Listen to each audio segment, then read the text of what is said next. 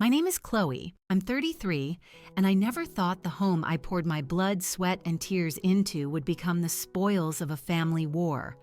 My older sister, Isabel, had a lifelong talent for getting whatever she wanted, but when she set her sights on my penthouse, I finally put my foot down. During her lavish wedding, her carefully constructed facade of perfection came crashing down with a slap that echoed through the grand ballroom, exposing years of deep-seated manipulation that none of us had ever fully recognized. That single shocking moment of public humiliation would change everything I thought I knew about what family meant. Before I dive into how my sister's dream wedding devolved into a legal nightmare, do me a favor and drop a comment letting me know where you're watching from, and hit that subscribe button if you've ever had to stand up to an entitled family member. Trust me, you'll want to stick around to find out what happened after my sister slapped me in front of a sitting judge. Growing up with Isabel felt like trying to catch some sun in the shadow of a skyscraper.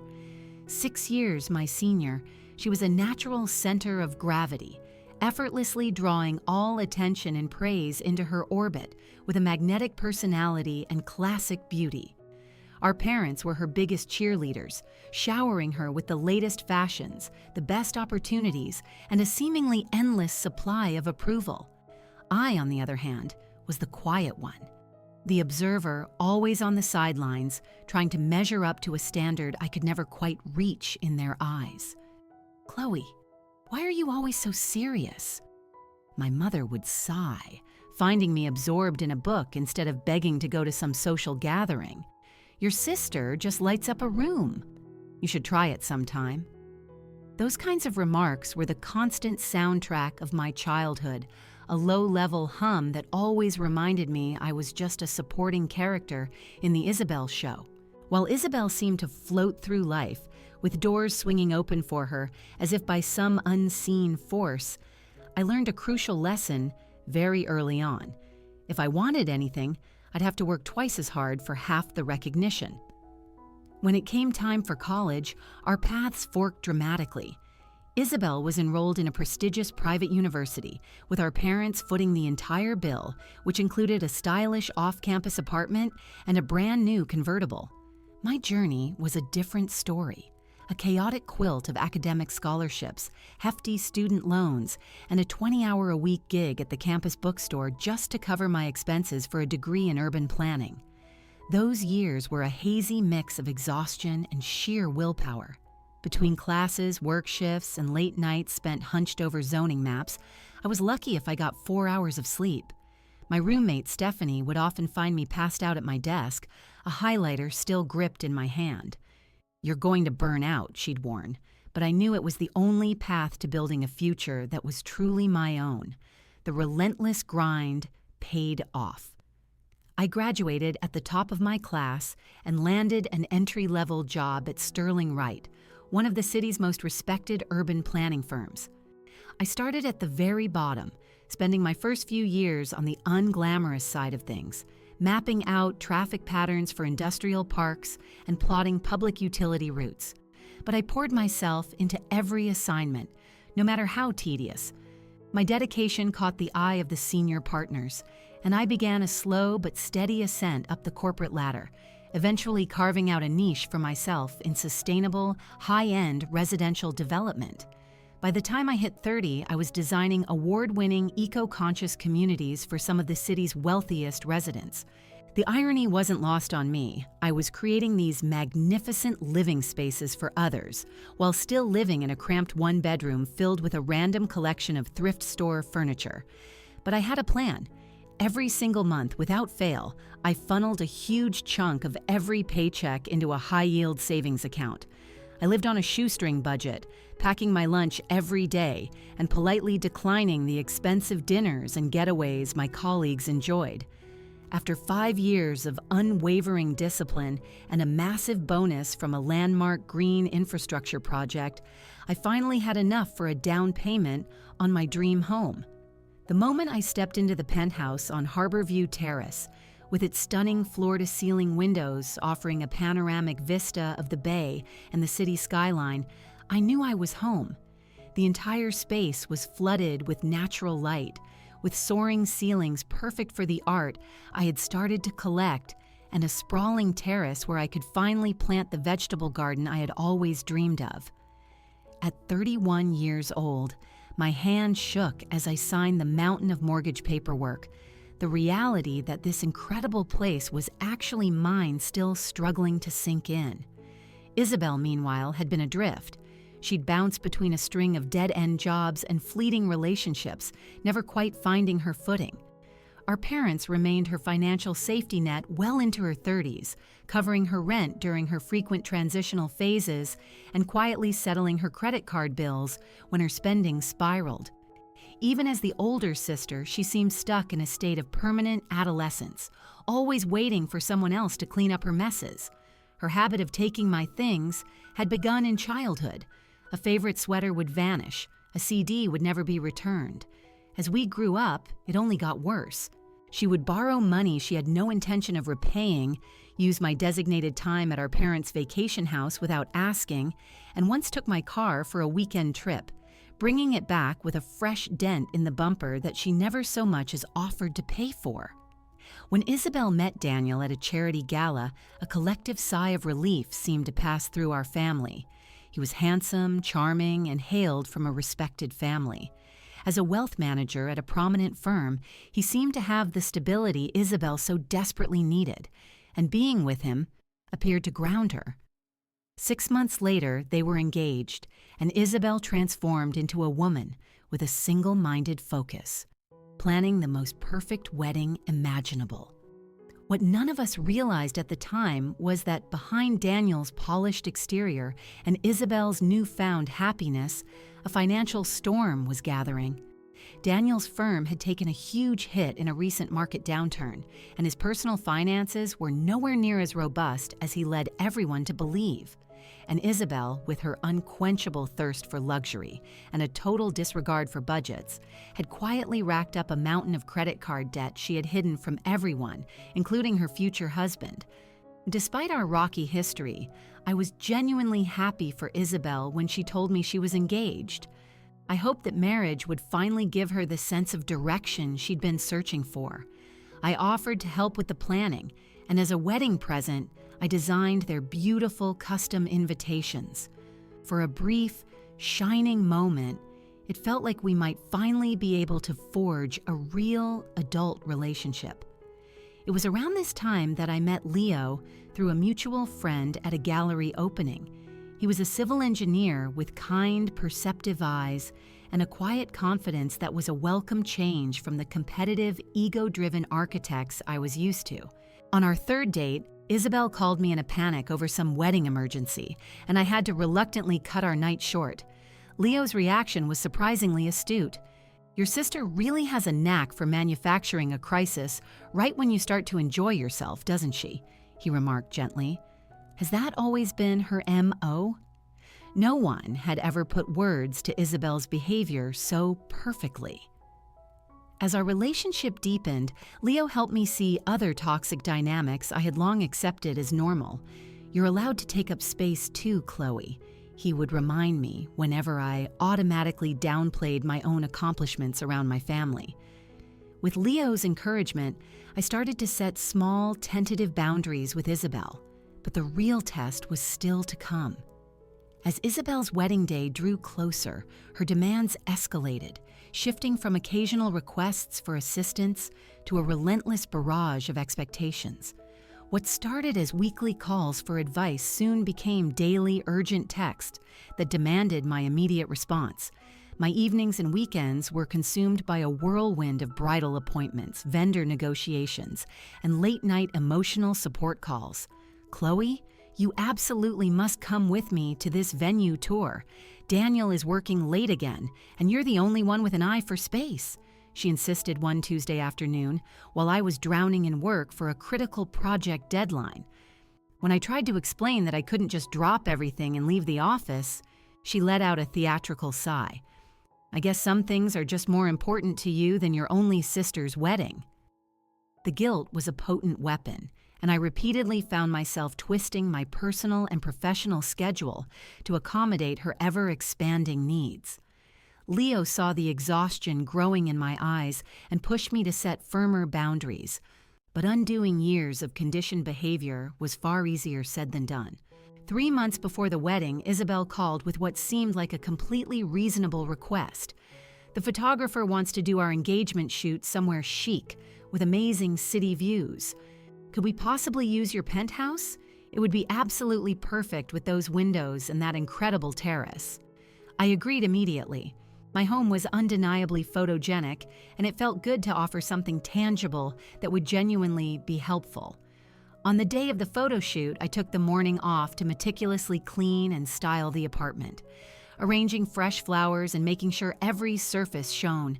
Isabel showed up with Daniel, the photographer, and 3 massive suitcases of clothing.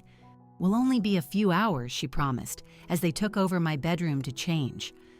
I made a pot of coffee for everyone and then tried to get some work done on my laptop in a quiet corner of the living room. As the photographer arranged the happy couple in various poses around my apartment, I couldn't help but notice the way Isabel's eyes lingered on my furniture, the way her hand would glide possessively over my marble kitchen island. During a break, she pulled me aside in the hallway. "This place is even more incredible than I remembered," she gushed, her voice taking on a particular tone, a tone I recognized all too well from our childhood. It was the voice she used right before she asked for something she knew she shouldn't. "You know, Daniel and I have been talking about where we're going to live after the wedding. His place is such a bachelor pad, and mine is way too small for both of us." A tiny alarm bell started to ring in the back of my head, but I tried to ignore it. "Well, there are some great new developments over in the Brookside area. I can give you my realtor's number if you'd like." Isabel waved a hand dismissively. "Ugh, the market is just insane right now, and with all these wedding expenses."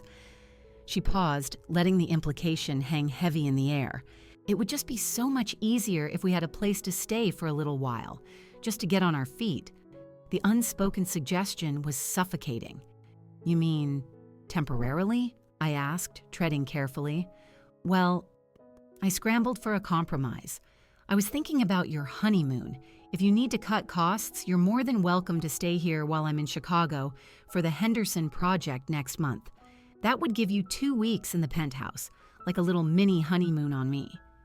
Isabel's eyes lit up, but not with gratitude. It was a flicker of calculation that made my stomach tighten. "That would be perfect," she exclaimed, throwing her arms around me in a tight squeeze before she hurried back to the photo shoot. That evening, long after they had all departed, I noticed a few things were out of place. My spare key, which always hung on a hook by the front door, was gone. When I checked my desk, several drawers in my home office looked like they had been subtly rifled through. I tried to write it off as paranoia, until 2 weeks later. I came home from work early to find Isabel in my apartment, accompanied by a real estate agent. "What is going on here?" I asked, frozen in the doorway of my own home, feeling like a trespasser. Isabel barely flinched. "Chloe, I wasn't expecting you home so soon." She turned to the woman beside her. "This is my sister, the current owner." The agent, a polished woman named Jennifer Lane, offered a hand.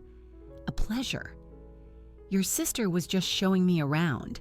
The square footage is remarkable for this neighborhood, and these views would certainly command a premium."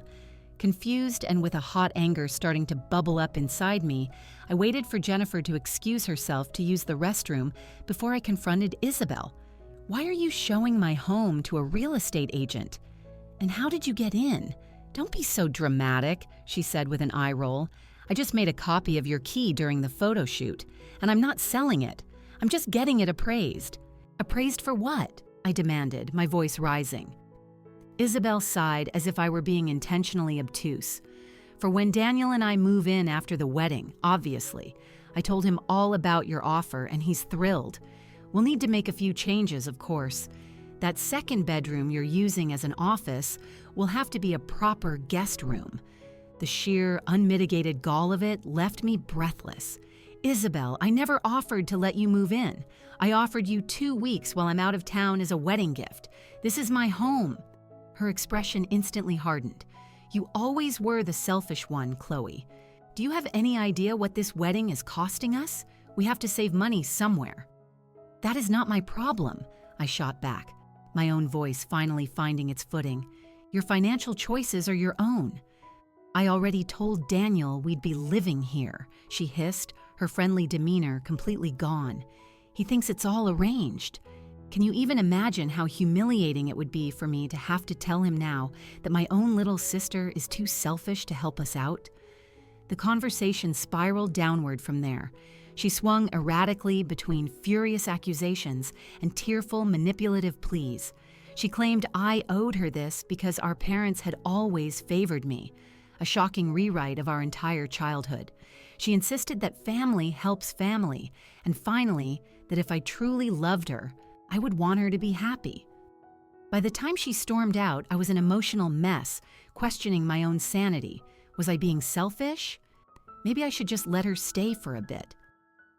The toxic thoughts swirled until Leo arrived that evening, and I recounted the whole insane confrontation. "Chloe," he said gently, taking both of my hands in his, "your sister is gaslighting you. You worked your butt off for this place. It is not selfish to want to keep your own home." His clear, unwavering support was the anchor I desperately needed. That night, I sent Isabel a polite but firm text message. I restated my original offer of the 2-week honeymoon stay, but made it unequivocally clear that I would not be giving up my home. Her only response was a single, curt word, "Whatever." The next day, I found out that Daniel's family had some very influential connections, including a close personal friendship with a prominent judge, Evelyn Davies, who would be a guest at the wedding. Isabel made sure to mention this fact repeatedly, emphasizing how crucial it was to make a good impression on Daniel's high society circle. I had no idea then just how significant Judge Davies's presence would become. 1 week before the wedding, my parents hosted a family dinner for relatives who had flown in from out of town. I was late, held up by a crisis at work, and slipped into the dining room as discreetly as I could. My cousin Grace immediately waved me over to the empty seat beside her. "There she is. The most generous sister in the world," she exclaimed, giving me a hug. "Isabel was just telling us all about your incredible wedding gift. That penthouse of yours is going to be such a beautiful first home for the newlyweds. I nearly choked on my water." I glanced across the table, and Isabel was deeply absorbed in a conversation with our aunt, pointedly avoiding my gaze. For the rest of the evening, a stream of relatives came up to me to praise my unbelievable generosity. With each comment, the truth became agonizingly clear. Isabel had told everyone that she and Daniel were moving into my home after the wedding. When I finally managed to pull her into the kitchen, she was completely unrepentant. "Everyone thinks you're so wonderful now," she said with a dismissive shrug. "You should be thanking me." "You need to fix this, Isabel," I insisted, my voice low and tight with anger. "You need to tell them the truth before this goes any further."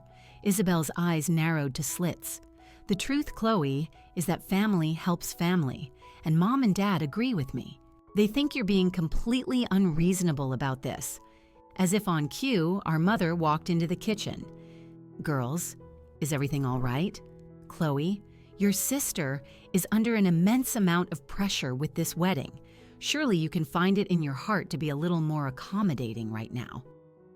"Accommodating doesn't mean giving her my home, Mom," I replied, struggling to keep my voice steady. My mother patted my arm in that condescending way she had.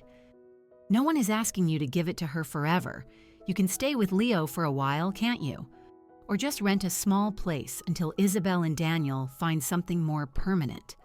The realization that my own parents were part of this scheme, that they genuinely thought I should make myself homeless for my sister's convenience, hit me like a punch to the gut. For a dizzying moment, years of conditioning made me wonder if I was, in fact, the one being unreasonable.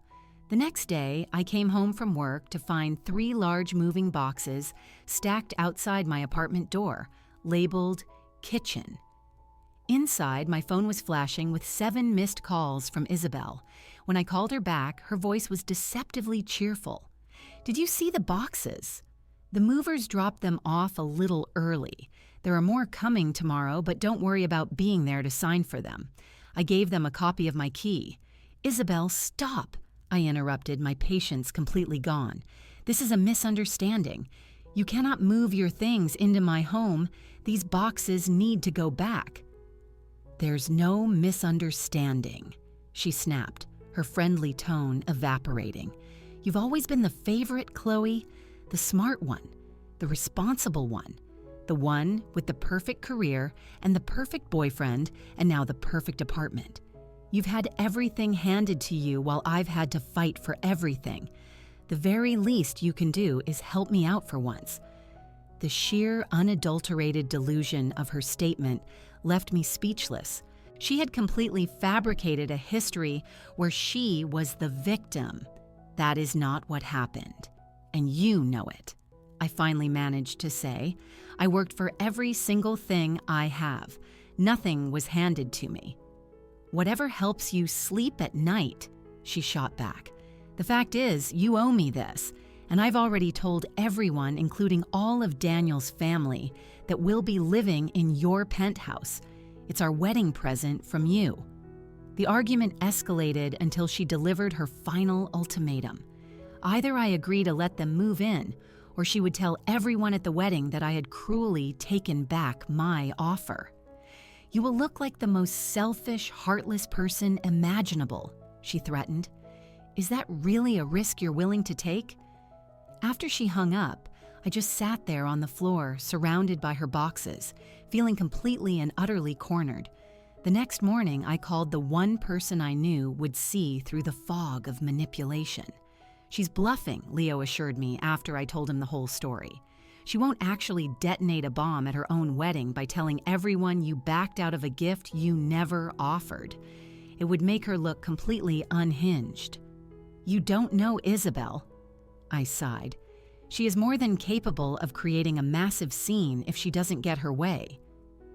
"Then let her," Leo said, his voice firm. "Chloe, this is your home. You earned it. You love it. Do not let her bully you out of it with emotional blackmail." His support gave me the strength I needed. I drafted a clear, concise email. In it, I reiterated that my offer for a 2-week honeymoon stay was still on the table, but that I had never offered my home as a permanent residence and would not be doing so. I requested that she have all the boxes removed within 24 hours, after which I would have them disposed of. The fallout was immediate and came from all sides. Isabel called me, sobbing hysterically. My mother left a scathing voicemail about my lack of family loyalty. My father sent a text saying I was breaking Isabel's heart over a pile of bricks and mortar. The only person who stayed silent was Daniel, which made me wonder just how much he really knew about what his fiancée was up to. The day before the wedding, I was fulfilling my duties as a reluctant bridesmaid at Isabel's final dress fitting. While she was in the dressing room, I overheard her talking to her maid of honor. "Don't you worry about the living situation," Isabel was saying in a hushed, conspiratorial tone. "I will have that penthouse one way or another. Chloe always caves in the end. I have a plan." That night, I changed all my online passwords, moved my important documents to a safe deposit box, and for the first time, I seriously asked myself if I even wanted a relationship with a sister who so clearly valued her own wants above my well-being. The answer, clouded by a lifetime of family expectations and a stubborn, lingering hope that Isabel might change, wasn't as clear as it should have been. The morning of Isabel's wedding dawned, a perfect, crisp October day. Despite the tempest raging inside me, I showed up at the bridal suite on time, armed with an emergency kit and a pasted-on smile. Isabel was surprisingly calm and polite, her focus consumed by the 1,000 tiny details of her big day, leaving no time to continue our Cold War. The ceremony was held in a historic stone church that looked like it was pulled from a fairy tale, with magnificent stained glass windows and ivy-covered walls. Every detail was impeccable, from the string quartet playing softly as guests arrived to the cascading arrangements of white orchids that framed the altar. As I stood at the front with the other bridesmaids, all of us in floor-length sage green gowns, I watched Isabel glide down the aisle on our father's arm. A complicated knot of emotions churned inside me. In spite of everything, she was still my sister, and a part of me genuinely wanted her to be happy. She was breathtaking in her designer gown, her face glowing with what looked like pure joy as she met Daniel at the altar. The ceremony was beautiful. They exchanged traditional vows, though I couldn't help but notice that Isabel put a special emphasis on the "for richer" part. When the minister pronounced them husband and wife, the church erupted in applause and I clapped along with everyone else. For one brief, hopeful moment, I let myself imagine that the whole penthouse nightmare had just been a product of pre-wedding stress, something we could finally put behind us. That hope lasted until the reception. It was held in the grand ballroom of the Windsor Hotel, an opulent space where crystal chandeliers cast a warm, golden glow over 300 elegantly dressed guests. A 10-piece orchestra provided a sophisticated soundtrack as waiters moved through the crowd with champagne and hors d'oeuvres. I was seated at the main family table with Leo beside me, his hand finding mine under the tablecloth in a silent gesture of support. From my seat, I had a clear view of Judge Evelyn Davies, an impeccably dressed woman in her 60s with striking silver hair, seated at a prominent table with Daniel's family and his professional associates. After the first course, the best man gave his toast, followed by the maid of honor. Both speeches were a perfect mix of sentimental and funny. Then, Isabel stood up and tapped her champagne glass. "Daniel and I just want to thank all of you for being here to celebrate with us," she began, her voice ringing out with confidence. "We are so overwhelmed by all your love and generosity." She went on to thank her parents and Daniel's parents, and then she raised her glass in my direction, a sickeningly sweet smile on her face, and a very special thank you to my baby sister, Chloe. Every head in the room turned to look at me. Not only has she been my absolute rock throughout all the planning, but she has given us the most generous wedding gift imaginable. Thanks to Chloe's incredible kindness, Daniel and I will be starting our new life together in her beautiful penthouse apartment. A wave of impressed murmurs washed through the room. Beside me, I felt Leo tense up. Across the ballroom, I saw Judge Davies' eyebrows lift almost imperceptibly as her gaze shifted from Isabel to me, a look of sharp interest on her face. "Chloe knows how much we've admired her place," Isabel continued, her voice practically dripping with fake emotion. "And when she offered to let us make it our first home, we were just overcome with gratitude. Isn't that right, Daniel?" Daniel, who had been taking a sip of his drink, looked momentarily startled, but recovered with a vague, non-committal smile. His reaction was all the proof I needed. He had no idea this was her plan.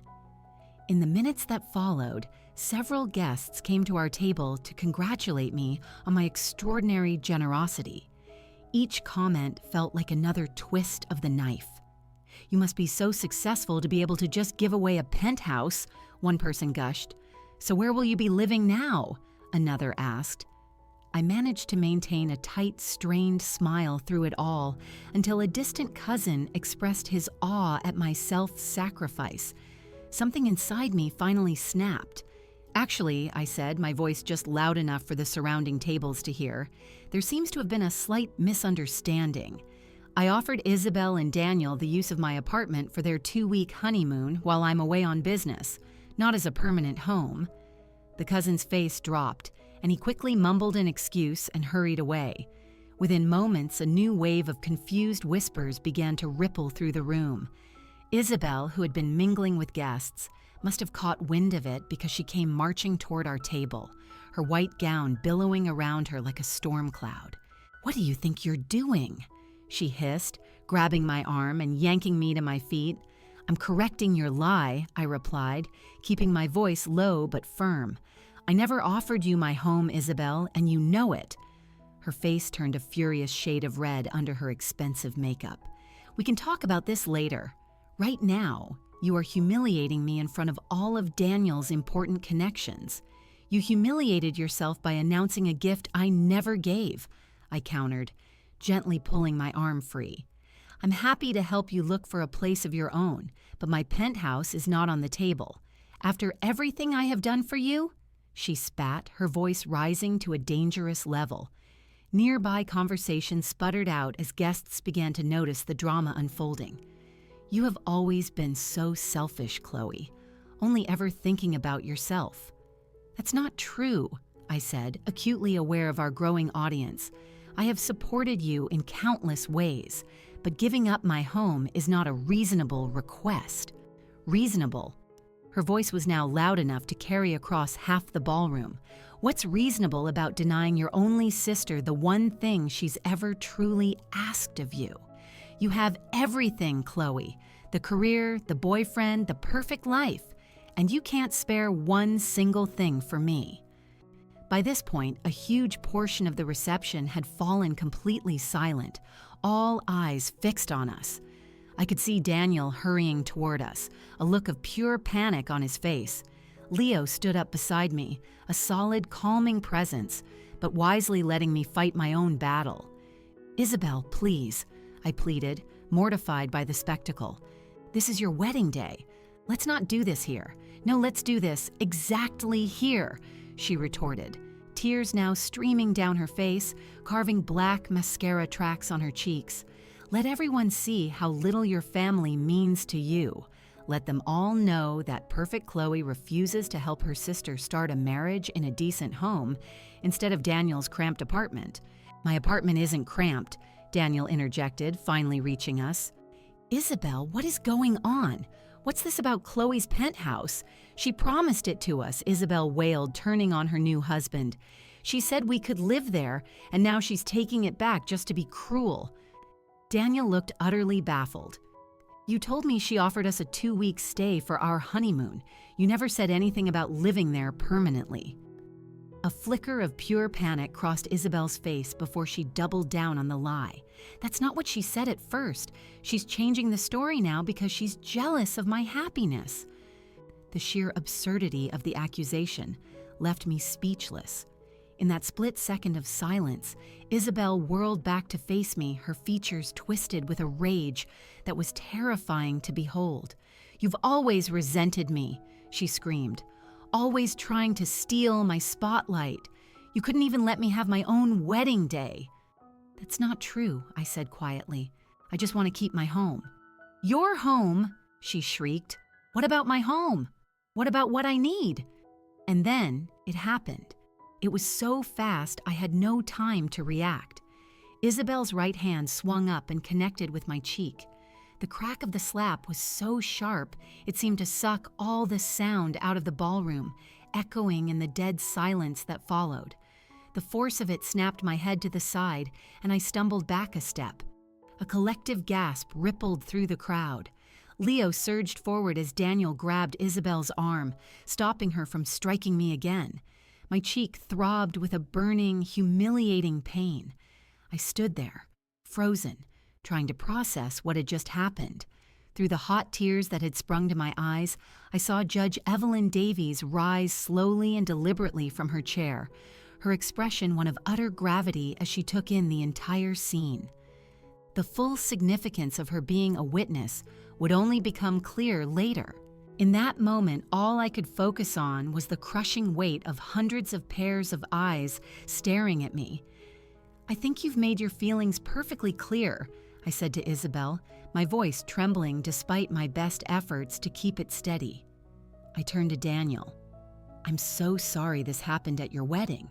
The honeymoon offer is, of course, rescinded." With as much dignity as I could muster, I picked up my purse from the table and walked toward the ballroom exit, Leo right behind me. The crowd parted like the Red Sea, their faces a mixture of shock, pity, and morbid curiosity. Just as I reached the doors, I heard Isabel's voice, shrill and triumphant, cry out one last time, "Go on, run away, you always do." I didn't look back. Out in the cool night air, the tears I had been holding back finally broke free. Leo wrapped his arms around me as I sobbed against his chest, the full, devastating impact of my sister's public betrayal hitting me in waves of hurt and fury. "Let's get you home," he said softly, after my sobs began to quiet. As we walked to the car, the reality of what had just happened settled over me like a lead blanket. My relationship with my sister was broken, perhaps for good, and I wasn't entirely sure that was a bad thing. The day after the wedding, I woke up with a cheek that was still faintly swollen and an emotional hangover that was far worse than any I'd ever had from alcohol. My phone screen displayed 37 missed calls and over 50 text messages. They were a mix of demands from family that I apologized to Isabel for ruining her wedding and concerned check-ins from friends who had witnessed the assault. I put my phone on silent and spent the entire day in bed, alternating between crying and just staring numbly at the ceiling. Leo brought me soup and sat with me in quiet solidarity, offering comfort without demanding that I talk. By evening, I felt steady enough to look at the messages. My mother had sent a series of increasingly frantic texts, insisting I call Isabel immediately and fix things. She was under tremendous stress. One read, "You know how much this day meant to her. The least you can do is forgive a momentary lapse in judgment." My father's messages were less accusatory but still placed the responsibility for reconciliation squarely on my shoulders. In stark contrast, my friends were universally supportive, expressing outrage at Isabel's behavior. My best friend Caroline left a voicemail that brought the first smile to my face since the slap. "I always knew your sister was a piece of work," she said. "But holy crap, Chloe, that was next level crazy. Call me when you're up to it. And remember, being family doesn't give someone a free pass to treat you like dirt." Isabel and Daniel had left for a week-long Caribbean cruise immediately after the reception, a fact for which I was immensely grateful. The space it gave me was crucial, though I knew it was only a temporary reprieve from the inevitable confrontation. The following Monday, I went back to work, hiding the faint bruise on my cheek with concealer and deflecting my colleagues' questions with vague answers. I was in the middle of a client presentation when my assistant poked her head in. "I'm so sorry to interrupt," she whispered, "but there's a Judge Davies in the lobby. She says she needs to speak with you and that it's important." Surprised and a little nervous, I excused myself and went to the lobby. Up close, Judge Evelyn Davies was even more formidable, with sharp, intelligent eyes that seemed to see right through you. "Miss Sterling," she said, extending a hand. "I apologize for the intrusion, but I felt this was a conversation best had in person." I led her to a small, empty conference room, my mind racing. Once we were seated, she got straight to the point. "I witnessed the unfortunate incident at your sister's wedding," she began. "And while family disputes are typically well outside my professional domain, certain elements of what I observed have raised concerns I feel a moral obligation to address." My stomach clenched. "I'm not sure I understand." Her expression softened just a fraction. "I'm here today as a friend of Daniel's family, and as someone who is concerned by what appears to be a disturbing pattern of behavior. Your sister's public assertions about your property, followed by that violent reaction when you contradicted her, suggests this might not be an isolated event. It's complicated," I admitted. "Isabel has always been demanding, but she's never been violent before. Violence is often the final stage of escalating boundary violations," the judge noted calmly. "Has your sister ever attempted to access your property without your consent?"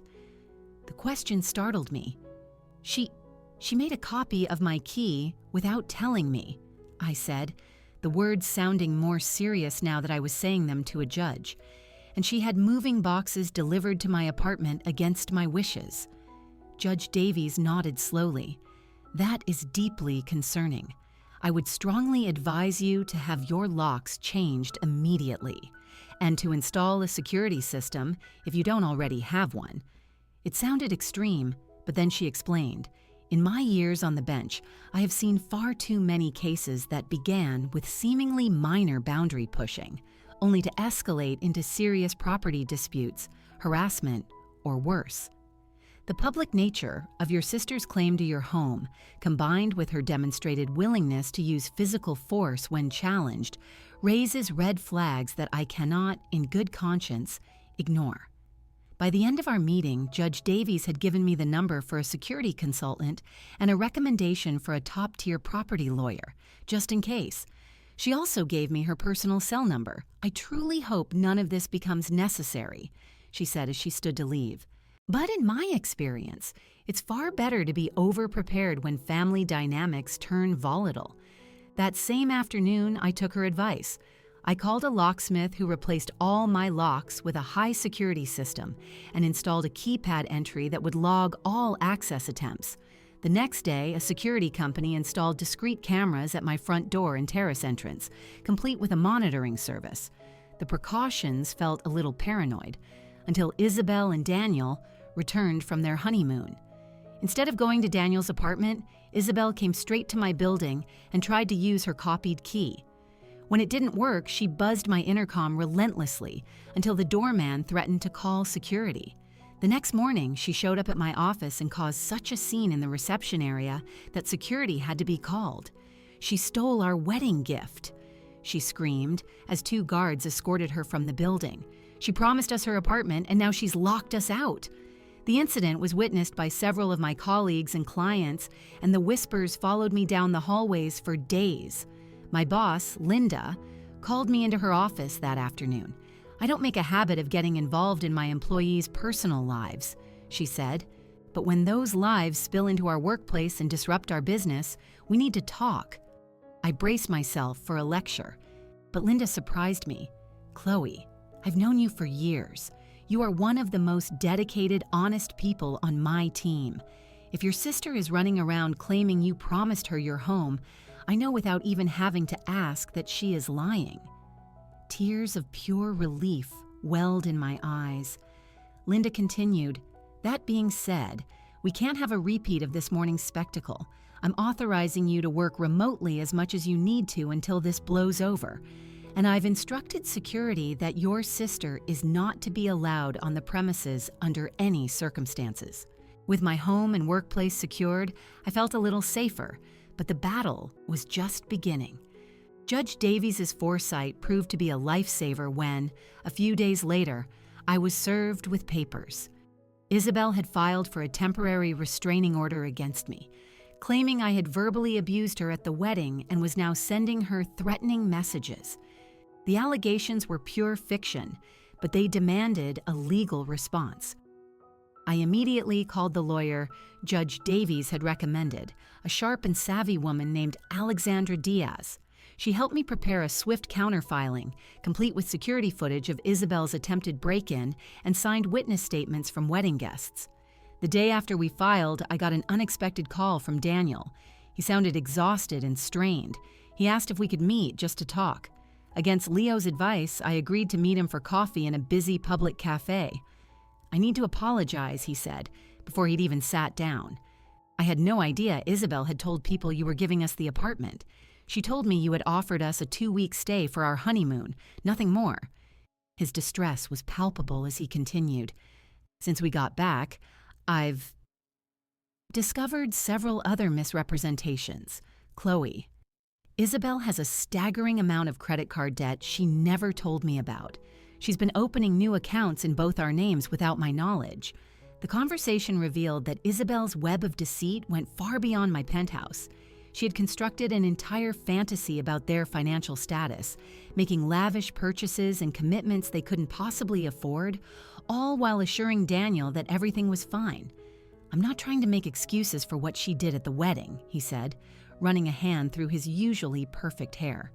"That was inexcusable. I needed you to know that I was not a part of any plan to take your home, and I'm just now starting to realize who I actually married." His honesty prompted me to share some of my own lifelong experiences with Isabel's manipulation.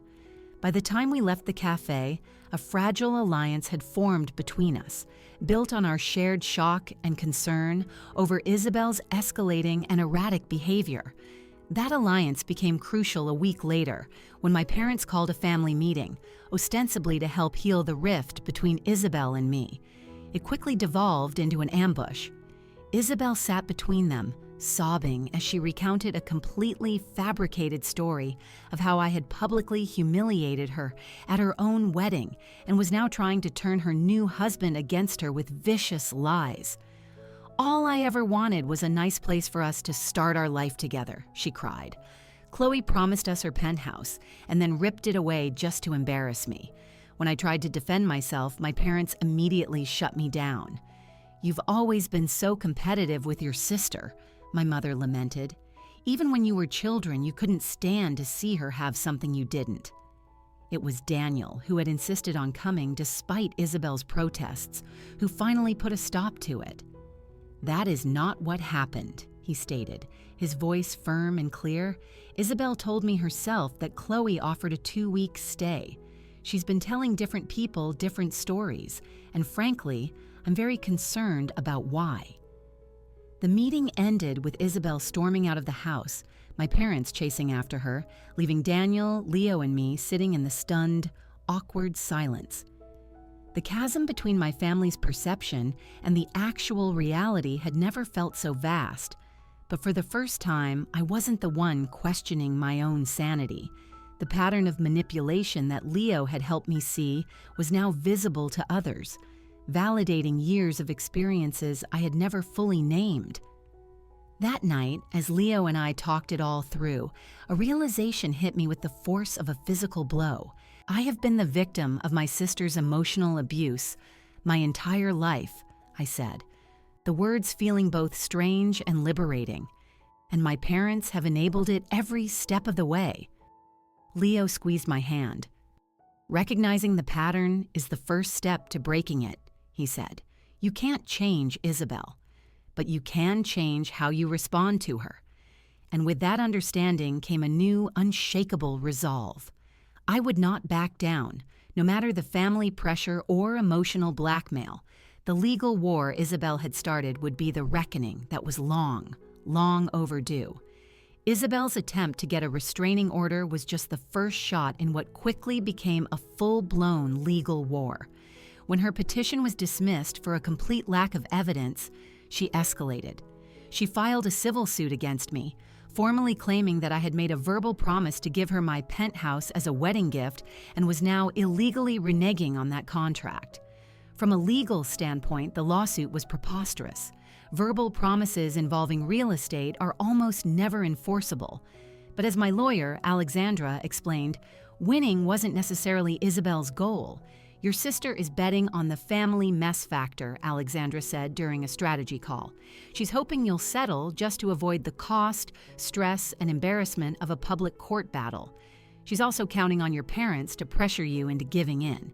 Judge Davies, while having to recuse herself from any official role in the case due to her connection to the family, continued to be a source of off-the-record advice and moral support. "Document everything," she urged me in a phone call. "Every text, every email, every past instance of this behavior. In court, a consistent documented pattern is more powerful than a single dramatic event." The discovery process for the lawsuit was a revelation. Alexandra's legal team unearthed a history of Isabel's manipulation that was far more extensive than I had ever imagined.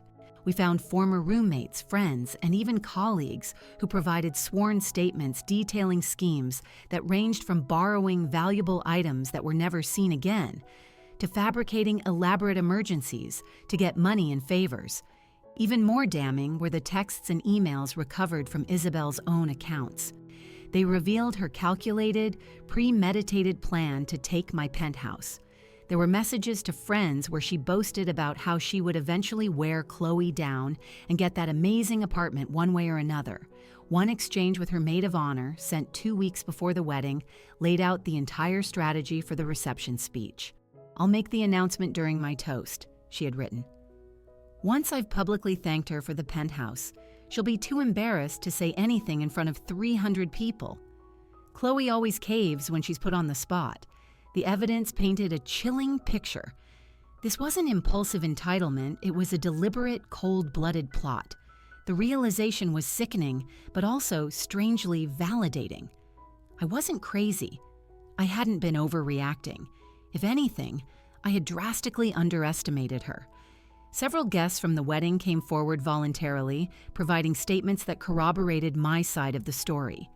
The photographer from the engagement shoot confirmed that he'd overheard Isabel talking about moving in permanently, even after I had clearly stated it was a temporary offer. Meanwhile, Isabel launched a second front in her war, an attack on my professional reputation. She created fake social media profiles to post reviews claiming I designed structurally unsound buildings and had a history of stealing clients from previous employers. She started contacting my current clients, spreading lies about budget overruns and missed deadlines. My boss, Linda, called me in after receiving a particularly vile email from Isabel that threatened to report me to the state licensing board for professional misconduct. "This has officially crossed a line," Linda said, her face grim. "This is no longer a family squabble. It's an attack on this firm's reputation. We're going to fight back. With the full backing of my company, we added a defamation charge to our countersuit. The conflict was escalating, but so was my support system. The stress was immense. I was barely sleeping, I lost weight I couldn't afford to lose, and I was constantly on edge. At Leo's gentle but firm insistence, I started seeing a therapist who specialized in family trauma, Dr. Rachel Bennett. What you're experiencing is a completely normal reaction to an abnormal, toxic situation, Dr. Bennett told me in our first session. The family system you're describing, with your sister at the center, exhibits all the classic signs of narcissistic abuse. Over the next few weeks, she helped me unpack a lifetime of dysfunctional dynamics. Isabel's behavior fit the textbook definition of narcissistic personality disorder, an insatiable need for admiration, a profound lack of empathy, and an inability to handle any form of criticism. Our parents, by always catering to Isabel's demands and expecting me to be the reasonable one, had created the perfect ecosystem for her manipulative tendencies to thrive. Your decision to finally hold your ground is incredibly healthy, Chloe, Dr. Bennett emphasized. It's causing a massive conflict now, but it is absolutely necessary for your long-term mental health. Her insights were the anchor that held me steady as the legal battle grew uglier. The tipping point came 3 months after the wedding, when Daniel filed for an annulment, citing fraud and misrepresentation. The court filings laid bare the full extent of Isabel's deceptions, including nearly $200,000 in hidden debt she'd accumulated on secret credit cards and personal loans. My parents, who had been Isabel's staunchest defenders, were finally confronted with undeniable black and white proof of her lies. My father called me late one night, his voice heavy with a dawning horror. "I don't understand how we didn't see it," he said, sounding 10 years older. "All these years we thought we were helping her. We were just enabling her to become this." As the court date for our civil suit approached, my anxiety reached a fever pitch.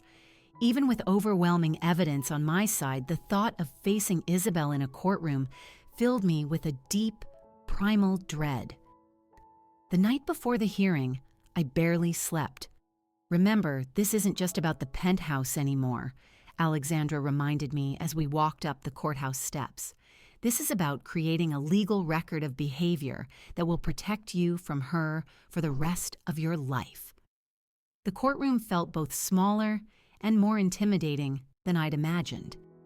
Isabel sat at the plaintiff's table, dressed in a demure navy suit, an expression of wounded innocence carefully arranged on her face. Our parents sat in the row behind her, their faces etched with the strain of their divided loyalties. The judge, a no-nonsense man named Martin Feldman, presided with an air of having seen it all. Just as Alexandra predicted, Isabel's case fell apart almost as soon as it began. Her lawyer's narrative of a generous sister who cruelly snatched back a promised gift was systematically dismantled. The story collapsed completely when Daniel took the stand and testified that Isabel had only ever told him about a 2-week honeymoon stay, directly contradicting her sworn deposition. But the real nail in the coffin was Isabel's own words. Alexandra methodically presented the text messages and emails, reading them aloud one by one. As the court heard her calculated plans to manipulate and embarrass me, I watched my sister's carefully constructed composure begin to crack. When it was my turn to testify, I spoke clearly about the lifelong pattern of boundary violations.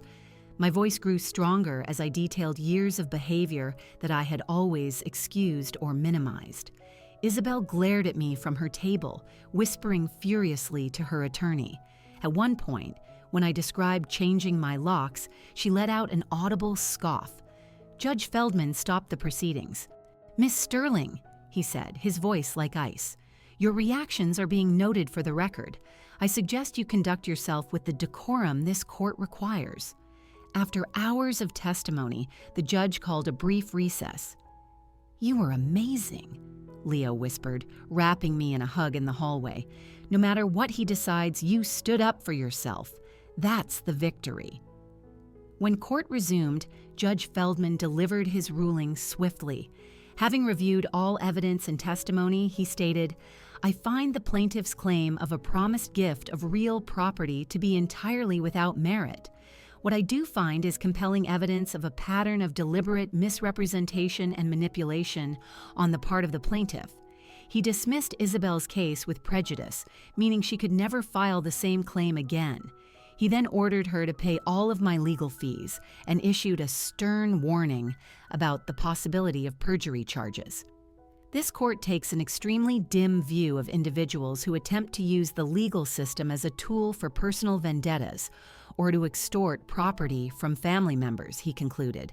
"I strongly suggest the plaintiffs seek professional counseling to address the behavioral issues so clearly evidenced here today." As the judge spoke, Isabel's composure finally shattered. She shot up from her chair, pointing a trembling finger at me. "This is all your fault," she shrieked. "You've turned everyone against me." As court officers moved toward her, her tirade escalated. She accused the judge of being biased, her own lawyer of being incompetent, Daniel of betraying her, and finally, our stunned parents of conspiring against her. "Nobody ever loved me," she screamed. Not like they loved her. The public meltdown, while horrifying to witness, was the final, undeniable confirmation of everything the evidence had shown. This was never about a misunderstanding. It was about a deeply pathological entitlement that had finally crashed against an immovable object. As Isabel was escorted from the courtroom, still screaming accusations, I felt a surprising wave of sadness wash over my relief. The sister I had grown up with, the one I had argued with and sometimes even laughed with, was truly gone, replaced by a stranger I could never trust again. Outside the courthouse, Alexandra shook my hand. "Congratulations," she said. "That was as decisive a win as you can get." But as I watched my parents slowly follow Isabel's retreating figure, their faces a mask of grief and confusion, I knew that in matters of the family, there are rarely real winners, only painful, necessary endings, and the chance for new beginnings. 6 months after the court case, a new, quieter normal had settled over my life. The immediate threat was gone, and the constant thrumming anxiety had finally subsided. My penthouse, once the epicenter of so much conflict, slowly began to feel like my sanctuary again. Rebuilding my professional reputation took time. Isabel's smear campaign had caused a few clients to pause their projects, and I had to work hard to repair those relationships. Linda was a rock, deliberately assigning me to high-profile projects to signal the firm's unwavering confidence in me. "Crisis doesn't build character. It reveals it," she told me during a performance review. "And yours is exceptional." My relationship with my parents was a slow, awkward dance of healing. The trial had forced them to see a truth they had spent decades avoiding, and their initial reaction was a defensive withdrawal. But my father was the first to break the silence. calling one Sunday to ask if we could get coffee. "I failed you both," he said, his voice thick with emotion as we sat in a quiet cafe. "I thought being a good father meant giving Isabel whatever she wanted and expecting you to be the strong one. I never saw that I was helping create the very person who would tear our family apart." The conversation was difficult, but it opened the door to a more honest relationship than we had ever had. My mother took longer. Her identity was so wrapped up in being the protector of her misunderstood daughter.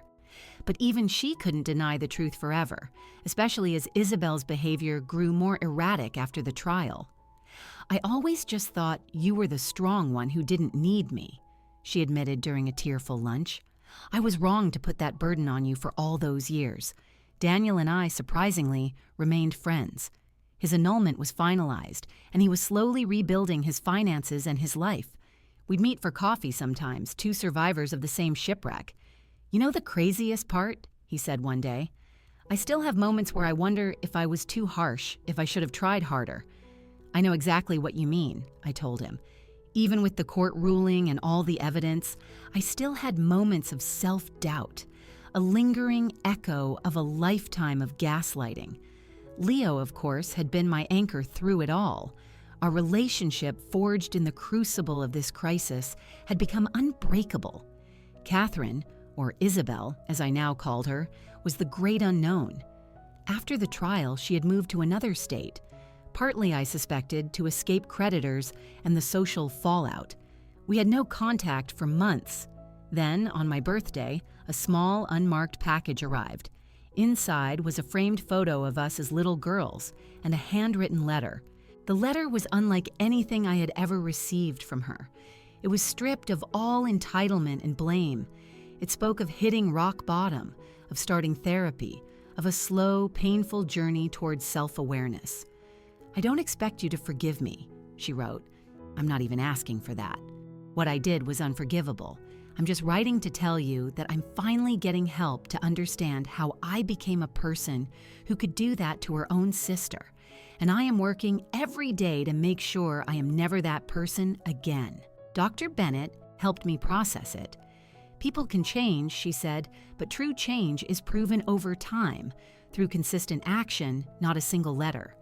I decided to send a brief, neutral note back, acknowledging her letter and wishing her well on her journey, but keeping my distance. It wasn't a door slammed shut, but it wasn't wide open either. The most profound change, however, was within me. I had spent my life making myself smaller to keep the peace. I finally understood that setting boundaries wasn't about punishing others.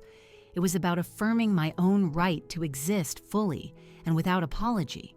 1 year to the day after the wedding slap, Leo proposed to me on the terrace of my penthouse, the city lights glittering below us.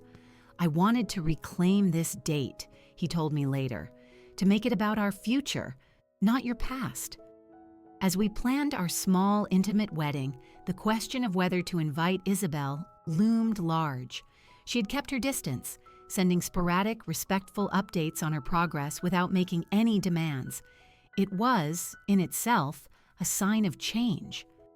After much thought, I sent her an invitation. It wasn't an act of forgiveness, but an opening for a new kind of relationship, one built on a foundation of respect. Her response was equally measured. She accepted, but offered to stay in a hotel and to leave if her presence caused even a moment of stress. "This day is about you and Leo," she wrote. "My only job is to support that." Our wedding was everything hers had not been, small, genuine, and filled with authentic joy. Judge Davies was there as an honored guest. "I've rarely seen someone handle such a situation with more strength and grace," she told me. Isabel kept her word, maintaining a quiet, respectful presence. When we spoke, it was awkward, but real. "I'm so happy for you, Chloe," she said, her eyes clear in a way I hadn't seen since we were children. "You deserve all of this." As Leo and I left for our honeymoon, I looked back at the penthouse. It was no longer a symbol of my struggle or an object of my sister's envy. It was our home, its walls now filled with new memories of laughter and love. The most important lesson I learned wasn't about legal victories. It was that real strength isn't about giving in. It's about standing firm in your truth. And that sometimes the most loving thing you can do for yourself and for others is to stop protecting them from the consequences of their own actions and allow that truth to create the space for real change. As I close this chapter of my story, I want to ask you all, have you ever had to draw a hard line with family over personal space or property? Did standing your ground eventually lead to a healthier dynamic, or are you still in the middle of that fight? Share your experiences in the comments below, and if my story resonated with you, please like, subscribe, and share it with someone who might need to hear it. Remember, setting boundaries isn't selfish. It's an act of self-respect that opens the door to more authentic and meaningful connections. Thank you for listening. End of story.